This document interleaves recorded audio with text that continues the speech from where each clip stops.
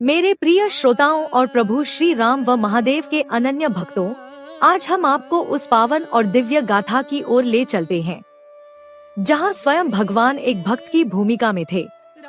ब्रह्मांड के दो सबसे महान अस्तित्व आमने सामने आए, जब एक रेत का शिवलिंग युगों युगों की अटूट भक्ति का साक्षी बना, जिसे हम आज रामेश्वर बोलते हैं। मर्यादा पुरुषोत्तम श्री राम समुद्र के तट पर खड़े थे। सामने विशाल रत्नाकर अपनी सीमाओं को लांघने की गर्जना कर रहा था और दूसरी ओर रावण की लंका थी। श्री राम जानते थे कि लंकापति रावण महादेव का ऐसा अनन्य भक्त था जिसके पास शिवतांडव स्तोत्र की शक्ति थी।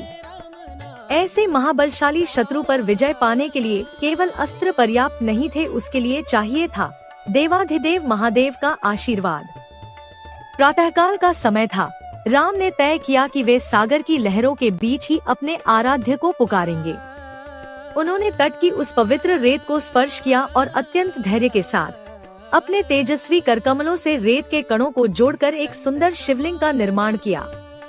माता सीता और लक्ष्मण जी मौन खड़े थे। जैसे जैसे वह शिवलिंग आकार ले रहा था, वातावरण दिव्य होने लगा। राम ने नेत्र बंद किए और उनके मुख से ओम नमः शिवाय का वह नाद निकला जिसने ब्रह्मांड को गुंजायमान कर दिया।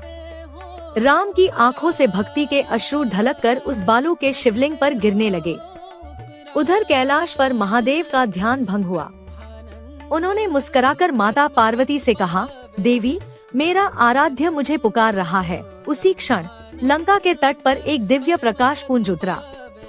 साक्षात महादेव अपनी जटाओं में गंगा और मस्तक पर चंद्रमा धारण किए वहां प्रकट हो गए। यह दो महाशक्तियों का मिलन था। वहां उपस्थित देवताओं ने पूछा, प्रभु, इस शिवलिंग का नाम क्या होगा? श्री राम ने विनम्रता से कहा, यह रामेश्वरम कहलाएगा।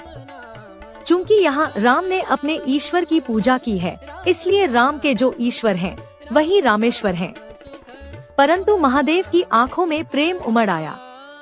उन्होंने राम को गले लगाकर कहा, नहीं प्रभु, मेरे लिए रामेश्वर का अर्थ है राम जिसके ईश्वर हैं, वह रामेश्वर है। यह संवाद सिद्ध करता है कि शिव और राम एक ही चेतना के दो रूप हैं। यह प्रेम और सम्मान की वह पराकाष्ठा है जो आज भी रामेश्वरम के कण कण में गूंजती है। जय श्री राम, जय आदि देव शंकर।